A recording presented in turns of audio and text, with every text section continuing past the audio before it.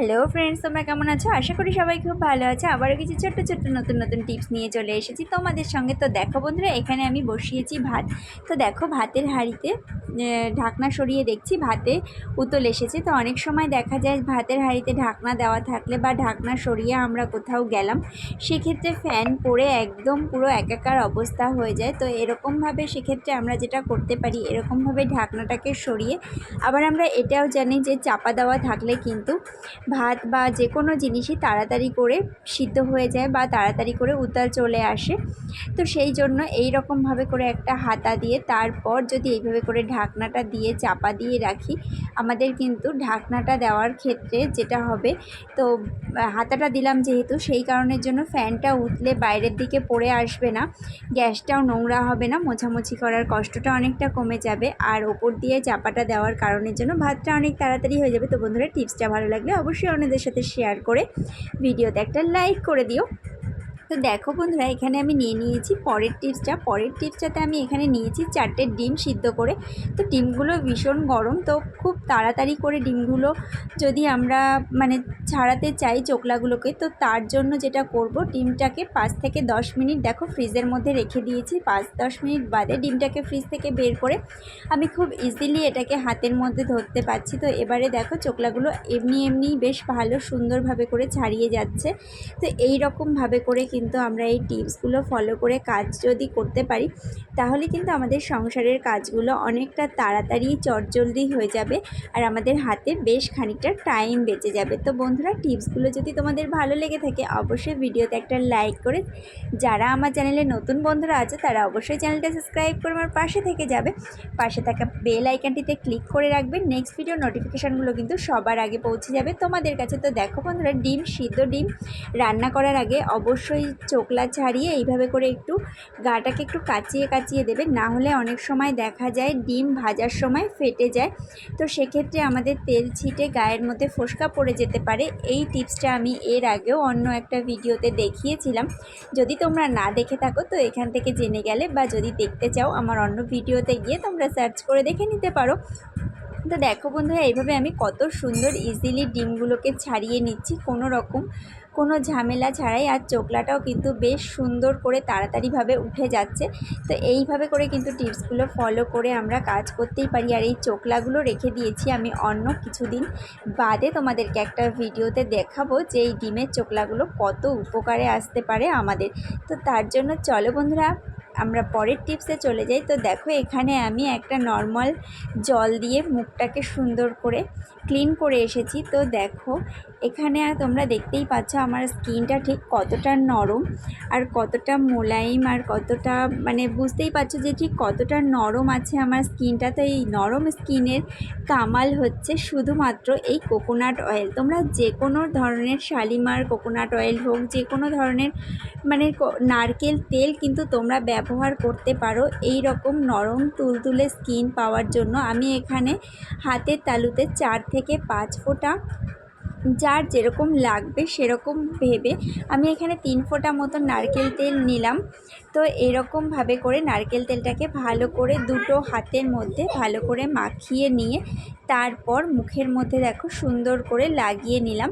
এরপর যেটা করব সেটা হচ্ছে ভালো করে এই যে আমাদের যেসব জায়গাগুলোতে রিঙ্কেলস পড়ে খুব তাড়াতাড়ি, সেই সব জায়গাগুলোতে কিন্তু খুব ভালো করে ম্যাসাজের মতন করে এইভাবে করে কিন্তু বেশ একটু চেপে টেনে নেব। তাতে করে নারকেল তেল মাখার কারণের জন্য কিন্তু আমাদের স্কিনটাও অনেক বেশি নরম থাকবে, মোলায়েম, একদম পুরো বাচ্চাদের মতন থাকবে। বাচ্চাদেরকে কিন্তু আমরা এইভাবেই করেই ডলে ডলে ছোটোবেলায় তেল মাখাতাম।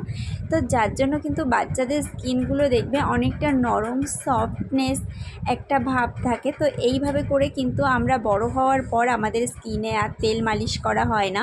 তো এইভাবে তেল মালিশ করলে কিন্তু আমাদের স্কিনটা অনেক ভালো থাকবে, স্কিনে অনেকটা ভালো গ্লো করবে, আর 40-এর স্কিনও একদম পুরো 4-এর মতন হয়ে যাবে। তো প্লিজ বন্ধুরা, এই টিপসটা কিন্তু তোমরা অ্যাপ্লাই করতেই পারো। তো তোমরা অনেকটা উপকার পাবে, দেখবে স্কিনে ঠিক কতটা গ্লো হয়েছে। তো সামনেই তো পুজো, মাত্র আমাদের হাতে আর মোটামুটি 20 দিন মতন আছে। তো এখন থেকেই যদি তোমরা কন্টিনিউ শুরু করে দাও, তাহলেও কিন্তু তোমরা বুঝতে পারবে যে কতটা উপকার ফিল করতে পারছো, স্কিনে ঠিক কত কতটা গ্লো হয়েছে। ঠিক আমি যেভাবে দেখাচ্ছি এইভাবে করে তোমরা প্রত্যেক দিন নিয়মিত যখনই সময় পাবে, আর অবশ্যই কিন্তু স্কিনটা ভেজা অবস্থায় মুখে ভালো করে নর্মাল জলে মুখ ধুয়ে এসে তারপরেই কিন্তু এটাকে অ্যাপ্লাই করবে স্কিনে। না হলে শুকনো স্কিনের মধ্যে কিন্তু ওটাকে ডাইরেক্ট অ্যাপ্লাই করবে না, কেননা আমাদের স্কিন তো আর বেবিদের মতন অতটা সফটনেস নেই। তা যার জন্য কিন্তু ডাইরেক্ট কখনোই আমরা স্কিনের মধ্যে তেল বা যে কোনো কিছু ক্রিম অ্যাপ্লাই না করাটাই ভালো।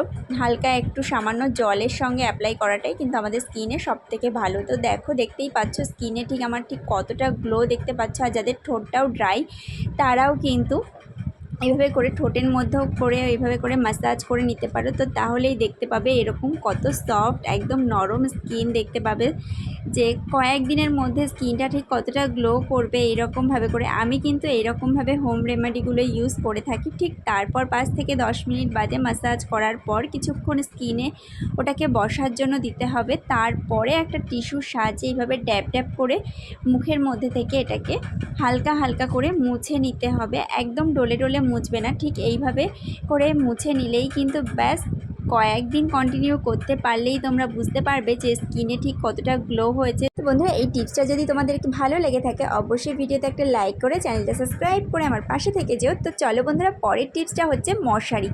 বাপরে বাপ, মশারি ভাঁজ করার মতন একটা কঠিন কাজ এ জগতে বোধহয় আর নেই। মশারি টানানো আর মশারি ভাঁজ করা। মশারি টানানোটা তো তাও যেমন তেমন, যেখানে যেখানে হুকগুলো থাকে সেখানে সেখানে টানিয়ে দিলেই ব্যাস হয়ে গেল। কিন্তু এই ভাঁজ করা মশারি বিরক্তিকারক একটা ব্যাপার, বড্ড একটা কঠিন কাজ। এর থেকে বড় কঠিন কাজ বোধহয় জগতে আর কোনো কিছু নেই। তো দেখো বন্ধুরা, এখানে আমি মশারির 4টে কোণাকে প্রথমেই একসঙ্গে করে নিচ্ছি। এখানে দেখো 1, 2, 3 যে 4টে যে কোণা থাকে মশারির, যে 4টে কোণা আমরা আর কি আংটার সাথে বাঁধাই, সেই 4টে কোণাকে প্রথমেই আমি এইভাবে করে দেখো একসঙ্গে 4টে মুখ আমি একসঙ্গে হাতের মুঠোর মধ্যে নিয়ে নিয়েছি। ব্যাস 4টে মুখ হাতের মুঠোর মধ্যে একবার নিয়ে নিতে পারলেই মশারি ভাঁজ করা আর কে পায়। সব থেকে সহজ কাজ হয়ে যাবে এবারে মশারি ভাঁজ করা। রাতে ঘুম থেকে ওঠার পর আর বেকার সকালবেলা টেনশন করতেই হবে না মশারি ভাঁজ করা নিয়ে, আর বরের সাথে খ্যাচখ্যাচও করতে হবে না, মায়ের সাথেও ঝগড়া করতে হবে না যে আমি মশারি ভাঁজ করতে পারবো না।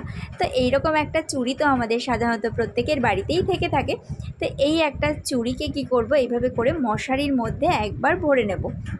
তো দেখো বন্ধুরা, এই রকমভাবে করে কিন্তু মশারির মধ্যে আমি চুড়িটাকে ঠিক মাঝ বরাবর পর্যন্ত এইভাবে ভরে নিয়েছি। ব্যাস এইভাবে করে মাঝ বরাবর পর্যন্ত চুড়িটাকে ভরে নিয়ে কিন্তু এইবারে যেটা করতে হবে একদম সোজা পদ্ধতি। এই পদ্ধতিটা একবার অবলম্বন করতে পারলেই কিন্তু এইবারে মাঝ বরাবরের চুড়িটাকে আমি ভরে নিলাম। এইবারে যেটা করতে হবে এইভাবে করে আস্তে আস্তে করে মশারিটাকে বেশ সুন্দর করে গুটিয়ে নিতে হবে। তো দেখবে বন্ধুরা, একদম পুরো সুন্দর দোকানের মতন মশারি ভাঁজ হয়ে গেছে। তো এই টিপসটা যদি তোমাদের ভালো লেগে থাকে অবশ্যই কিন্তু বন্ধুরা এই টিপসটা অন্যদের সঙ্গে শেয়ার করতে ভুলবে না। অন্যদের সঙ্গে শেয়ার করবে, আর অবশ্যই তোমরা এই টিপসটা বাড়িতে অ্যাপ্লাই করতেই পারো, কেননা মায়ের তো বাড়িতে চুড়ি থেকেই থাকে, আর আমাদেরও যারা আমরা বিবাহিত বা নববিবাহিত প্রত্যেকেরই কিন্তু বাড়িতে কম বেশি যে কোনো চুড়ি থেকেই থাকে। যে কোনো চুড়ির সাহায্যে কিন্তু তোমরা এইভাবে করে মশারি ভাঁজটা করতেই পারো। দেখো কত ইজিলিভাবে একদম পুরো দোকানের মতন মশারি ভাঁজ করে ফেলেছি আমি। তো প্লিজ বন্ধুরা, ভিডিওটা ভালো লাগলে ভিডিওতে একটা লাইক করে চ্যানেলটা সাবস্ক্রাইব করে পাশে থাকা বেল আইকনটিতে ক্লিক করে দিও। Tata, bye bye.